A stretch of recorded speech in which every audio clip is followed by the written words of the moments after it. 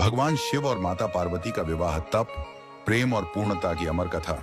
इस कथा को पूरा सुनो। कथा को कभी अधूरा नहीं छोड़ते। हिमालय की नीरव चोटियों पर एक गहन शांति व्याप्त थी। बर्फ से ढकी पर्वतमालाएं मानो आकाश से बातें कर रही थीं।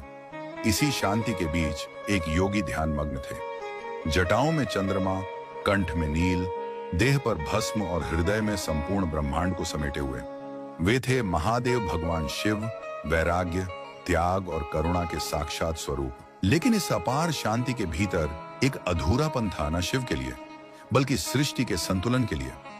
सती का त्याग और शिव का वैराग्य, इस कथा की जड़ें माता सती से जुड़ी हैं। सती दक्ष प्रजापति की पुत्री थी और शिव की अनन्य भक्त व पत्नी। दक्ष शिव को एक असभ्य, वैरागी और समाज विरोधी मानते थे। उन्होंने एक विशाल यज्ञ का आयोजन किया, लेकिन जानबूझकर शिव को आमंत्रित नहीं किया। सती यह अपमान सह न सकी। वे बिना निमंत्रण ही यज्ञ में पहुंची, जहां उनके पिता ने शिव का खुलेआम अपमान किया। पति के अपमान से आहत सती ने उसी यज्ञ कुंड में अपने प्राण त्याग दिए। सती यह अपमान सह न सकी। वे बिना निमंत्रण ही यज्ञ में पहुंची, जहां उनके पिता ने शिव का खुलेआम अपमान किया। पति के अपमान से आहत सती ने उसी यज्ञ कुंड में अपने प्राण त्याग दिए। जब शिव को यह झांत हुआ तो उनका करुण और शांत स्वरूप रौद्र बन गया। उन्होंने सती के निर्जीव शरीर को उठाकर तांडव किया। पृथ्वी कांप उठी, देवता भयभीत हो गए। तब भगवान विष्णु ने सुदर्शन चक्र से सती के शरीर के टुकड़े कर दिए और वे स्थान शक्तिपीठ कहलाए। इस घटना के बाद शिव गहन वैराग्य में चले गए। उन्होंने संसार से मुख मोड़ लिया। न सृष्टि की चिंता, न देवताओं की, बस ध्यान, तप और मौन। सृष्टि का संकट और पार्वती का अवतार, समय बीतता गया, लेकिन सृष्टि को शिव की आवश्यकता थी। तभी असुर तारकासुर ने कठोर तप कर वरदान पाया कि केवल शिव पुत्र ही उसका वध कर सकता है। समस्या यह थी कि शिव तो विवाह और संसार से दूर जा चुके थे। तब देवी सती ने पुनर्जन्म लिया माता पार्वती के रूप में। वे हिमालय राज हिमवान और माता मैना की पुत्री थीं। बचपन से ही पार्वती शिव की ओर आकृष्ट थीं, जैसे आत्मा अपने परमात्मा को पहचान ले।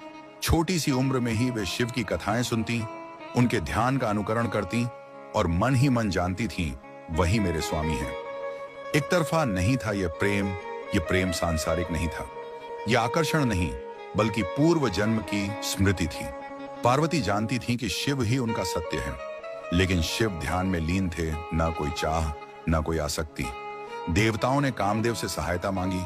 कामदेव ने शिव के ध्यान को भंग करने का प्रयास किया, लेकिन शिव की तीसरी आंख खुली और कामदेव भस्म हो गए। यह संकेत था शिव को बाध्य नहीं किया जा सकता। पार्वती का कठोर तप, अब पार्वती ने स्वयं मार्ग चुना। कोई शिकायत नहीं, कोई आग्रह नहीं, बस तप। उन्होंने राजमहल त्याग दिया, रेशमी वस्त्रों के स्थान पर वृक्षों की छाल धारण की, भोजन छोड़ दिया। वर्षों तक वे हिमालय की कठोर ठंड, वर्षा और धूप में तप करती रहीं। उनका तप इतना तीव्र था कि स्वयं प्रकृति मौन हो गई।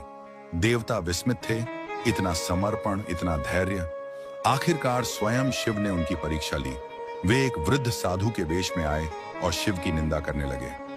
पार्वती क्रोधित नहीं हुई। उन्होंने शांति से कहा, आप शिव को नहीं जानते। वे त्याग हैं, करुणा हैं और मेरे लिए संपूर्ण ब्रह्मांड हैं। यही वह क्षण था। शिव प्रसन्न हुए। शिव का हृदय पिघला। शिव ने अपना वास्तविक स्वरूप प्रकट किया। पार्वती का तप सफल हुआ, लेकिन यह जीत नहीं थी, यह प्रेम की पूर्णता थी। शिव ने स्वीकार किया, तुम्हारे तप ने मुझे नहीं, मुझे स्वयं से मिलाया है। यह विवाह किसी सामाजिक बंधन के लिए नहीं था। यह शक्ति और शिव का मिलन था, ऊर्जा और चेतना का, प्रकृति और पुरुष का। अद्भुत विवाह। शिव का विवाह साधारण नहीं हो सकता था। बारात में भूत, प्रेत, गण, नाग, आशी सब शामिल थे। शिव स्वयं भस्म लगाए नागों से आभूषित थे। पार्वती की माता मैना पहले घबरा गईं, लेकिन नारद और विष्णु ने उन्हें समझाया, यह वही हैं जिनसे सृष्टि चलती है। पार्वती ने शिव को उसी रूप में स्वीकार किया, बिना शर्त, बिना अपेक्षा।